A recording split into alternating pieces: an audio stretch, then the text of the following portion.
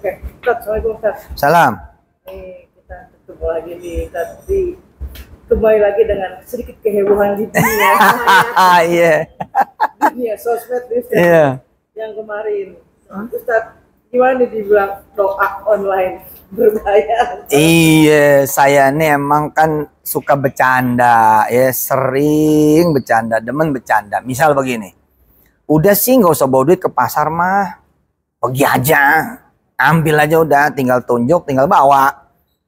Itu, nah terus ngomongnya serius itu loh, sampai jamaah tuh apa iya gitu. Tapi habis itu gue bilang kan yang bayar bini, gitu. Nah itunya dipotong kan begitu tuh. Atau apalagi misalnya ngomong, udah ntar Manchester United kita belilah jadi Manchester United gitu. Orang kan nyangkanya kayak beneran aja gitu kan. Padahal habis itu gua ngomong, orang tuh kalau punya omongan mesti cakep. Jadi doa kan bagus tuh kalau diterusin. Kalau cuma dipotong segitu mah ya gue jadi kayak halu banget kan begitu. Itu kan sama aja kayak ngomong gini kan, satpam ngomong ini, ntar nih pabrik ini saya beli gitu. Ya siapa juga tahu dia bercanda kan begitu. Tapi kan siapa tahu jadi beneran.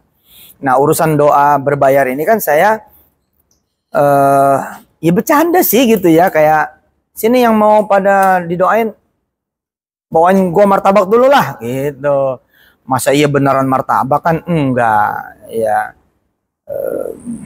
Gitu juga duit ya, saya bilang ayo nih siapa nih yang mau transfer gitu. Padahal kan transfer itu mah udah jelas.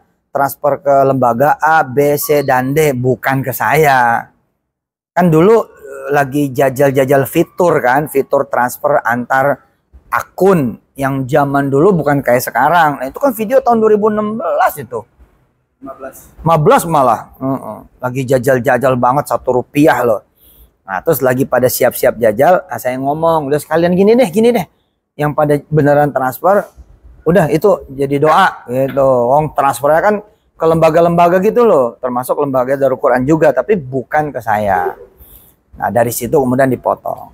Dan saya happy aja, maksudnya nggak apa-apa gitu, nggak masalah gitu, beneran dah. Dan muncul nih akun-akun dakwah, akun-akun anak muda yang benar-benar pengen berdakwah, lalu mereka mengkritisi saya dan mengajak follower mereka untuk jangan pernah percaya sama Yusuf Mansur, apalagi sampai bayar-bayar, langsung aja ke Allah. Nah, kalau saya lihat itu positif. Saya orang yang mikir gini ya, kalau gue diinjak, keinjak, disikut, kesikut, tapi hasilnya benar, nggak apa-apa kali. Pasti Tuhan bayar gue juga kan. Allah kan pasti bayar saya juga gitu. Nggak apa-apa, beneran nggak apa-apa. Gitu. Dan yang penting kan kitanya nggak baper, kitanya nggak marah-marah, nggak apa sih gitu, nggak, biasa aja. Alhamdulillah. Tapi gini, sekali lagi, mungkin buat yang positif adalah ucapan doa. Ya. Tapi buat para pembenci, buat haters, apapun yang keluar dari mulut Ustadz itu pasti ada sesuatu yang negatif. Kayak Manchester United, ya, Manchester United, ya. Gitu kan. Terus tadi bercanda doa segala macam. Ini mengganggu guys, pada akhirnya mengganggu juga ke jamaah. Jangan nggak sih untuk takut dan segala macam. Gini, ada hadis qudsi, ya, lan tablughu durri fatadurruni, lan tablughu naf'i fatanfa'uni. Gimana mikirnya aja, kayak pedagang terus hujan, terus dia mikirnya ya hujan nggak laku nih, nggak laku. Tapi ketika seorang pedagang hujan terus dia bilang Allah yang beli, makan bisa dari mana aja, bisa online, bisa apa, ya jadi juga nggak ada halangan gitu. Maka ketika saya berpikir, oh jamaah daku bakal berkurang, jamaah saya bakal berkurang, murid santri saya bakal berkurang, ya it will happen. Nggak usah ada serangan juga. Cuman perasaan doang, it will happen. Lebih baik bagaimana? Kita percayanya yang baik-baik aja. Asik nih viral. Ngetop lagi nih. Itu ya iya. Lagian saya kan ngajarin tauhid. Saya ngajarin iman. Siapa sih yang ngomong? Allah kan? Iya kan? Mungkin Allah lagi mau ngajarin orang untuk berdoa langsung ke dia. dipakailah mulut saya yang dipotong-potong, dipakailah jari jemari orang motong-motong. Jadi yang motong siapa? Allah. Yang manjangin Allah, yang mendekin Allah, yang munculin video Allah. Hah? Yang nyimpen tuh video dari 2015 sampai 2025, 10 tahun Allah. Munculin lagi ya Allah juga. Nah, kalau pikir-pikir iseng banget tuh ya orang ya, sampai nyari-nyari kayak gitu, gua aja nggak ketemu tuh di mana videonya. Kok dia bisa punya ya? Ya Allah mah di dasar bumi aja bisa dimunculin, apalagi tibang di sokmed gitu. Ustaz ngerasa dirugiin Enggak. Tuduhan itu karena Enggak. di media sosial kan biasanya kan seorang ulama atau ustaz itu kan yang diambil kan petikan ceramah dakwahnya, tapi Pak Ustaz itu kebanyakan cemoohan gitu terkait hal itu. Dan gimana? Kata siapa? Enggak kata siapa, banyakan cemoohan enggak ada. Gue nggak percaya lu lebih banyak cemoohan enggak. Beneran, saya emang nggak percaya lebih banyak cemoohan. Buktinya gue di jalan baik-baik aja. Maksudnya diisi di medsos kalau yang berkaitan Ya lah medsos sama bos, namanya orang juga. Ya bisa jadi dia gabut, bisa jadi dia kagak kenal, bisa jadi dia kagak paham. Dan kita gini loh, Indonesia ini perlu belajar bahwa lu tuh jangan sampai merasa nggak pantas dihina. Sekarang ini kita lagi ngelihat orang-orang lagi merasa nggak pantas dibully, nggak pantas dihina, nggak pantas dicaci, nggak pantas direndahin, bahkan nggak pantas jatuh, nggak pantas bangkrut, nggak pantas gagal, nggak pantas nggak cantik. Nah saya tuh enggak, saya menyiapkan diri aja, dipuji ya alhamdulillah, nggak dipuji juga alhamdulillah gitu. Sehingga saya tidak merasa kenapa ya gue kok dibully ya, padahal gue udah bener. Yang justru di situ titik salahnya. Titik salahnya di situ. Dan Indonesia ini lagi perlu belajar kalem. Apa aja kalem, apa aja sabar, tidak gaduh, tidak berisik. Dan saya ngajarin itu ya ke diri saya sendiri aja dulu. Dan untuk apa klarifikasi juga sebenarnya gitu. Karena nggak dibaca juga tuh klarifikasi. Yang dibacakan yang berlawanan terus. Tapi gini, mungkin kalau untuk Ustaz yang ilmunya udah tinggi lah, tapi masih kadang-kala ada rasa sedih kan ketika saya gue nih mau ngapain dakwah nih, tapi tetap aja ini pikiran orang yang negatif terhadap saya. Bagaimana saya bisa bersedih? Hidup saya masih sangat normal. Satu hari saya bisa ceramah 3, 4, 5 tempat. Satu hari.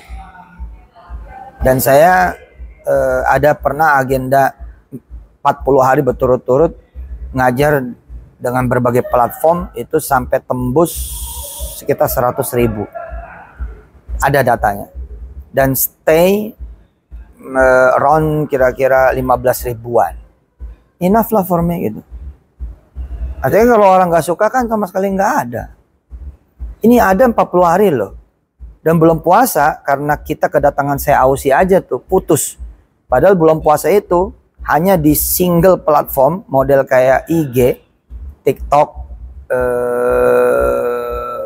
FB itu bisa mencapai 400 ribuan zaman itu belum puasa. Stay loh. Artinya saya nggak percaya. Ada yang benci, ada yang cinta, emak lu aja nggak tiap hari seneng emak lu kan gitu. Emak lu sendiri tuh, emak sendiri bisa suatu saat ada dia datang PMS-nya sebel aja sama siapa aja yang ada di rumah. Jadi ya biasa aja. Tapi misalnya sebagai bisnis juga ya. Nah sekarang udah enggak nih. Berpengaruh nggak sih mungkin tekanan bisnis atau apa tuh? Enggak ada, kita emang nggak laku aja. Enggak dampak dari pemerintah. Iya, kita nggak laku aja, jelek mah jelek aja tanpa sebab. Kan bigoiri hisab judulnya. Sebagaimana juga lu bisa punya duit tanpa sebab juga. Bener ini, terjadi ini. Terjadi, banget terjadi. Ada cerita lama ya. Mahasiswa berdoa pengen motor nih gitu. Motor gue yang disebut motor yang bagus punya Ji yang 30-an juta gitu. Tapi dia nggak diikhtiarnya kecuali kuliah gitu aja. Punya temen bulu tangkis loh. Dijemput. Lama-lama dia capek ngejemput. Dia bilang udah lo bawa aja motor gue, ntar lo yang jemput gue. Jadi punya loh. Sebab tuh bisa dicari sama Allah gitu. Nggak kayak gini, apa iya orang yang ahli olahraga nggak punya jantung? Ternyata nggak juga kan. Bahwa kita harus ikhtiar untuk tidak kena jantung, iya dong. Tapi lu jangan sombong juga mentang-mentang olahraga, gue nggak bakal kena penyakit, ternyata kena juga. Lu bisa putus asa kan? Bisa marah-marah dong. Tahu gini gue nggak, mendingan gue olahraga. Ya jangan. Nah saya ada di titik itu karena udah keseringan dihajar juga. Kayak gini lah, orang baru dibilang dilekatkan nama binatang kepada dia. Sawan kalau baru sekali mah. Tapi kalau berkali-kali, jangan-jangan emang gue monyet kali ya gitu. Tapi Jadi biasa aja gitu loh. tapi keluarga bertemu dengan istri, anak mah udah biasa tuh gimana ketika melihat. Iya, Wirda kan juga kurang apa bulian terhadap dia. Dia enjoy aja tuh. Dan gini ya, setiap kali kita digituin orang, kita dapat banyak loh. Percaya omongan saya. Gini ya, anak kecil kapan dipeluk oleh mamahnya dengan pelukan terbaik? Ketika dia dirundung sama temennya. Ketika dia dibully sama temennya. Dia nangis, dia datang ke mamanya, lalu mamanya memeluk dan pelukan yang tidak pernah dia dapatkan setiap hari. It's me. Jadi begitu gue datang ke Tuhan, ke Allah, Allah memeluk gue. Terus kata Tuhan apa? Mau dipeluk tiap hari nggak? Viralin tiap hari ya. Oke kan, gitu loh. Terkait polemik ini sendiri, ketika muncul lagi, reaksi Ustadz gimana sih waktu itu? Ya seneng. Justru Lah, kan prinsip udah tahu dong teman-teman wartawan mah, media udah tahu dong. Itu kan prinsipnya ada minimal ada dua. Yang pertama prinsip pupuk. Anggap aja kita punya pohon. Pengen berbuah, pengen rindang, pengen lebat, pengen manis. So, kita harus nyari pupuk loh. Dan pupuk terus beli loh. Pupuk tuh bau, kotor, jijik, lengket, ya kan? Nggak cakep, nggak bagus, menjijikkan. Tapi kita harus beli loh. We have to pay it loh. We have to buy it loh. Bahasa Inggris nih, gue baru pulang dari Singapura.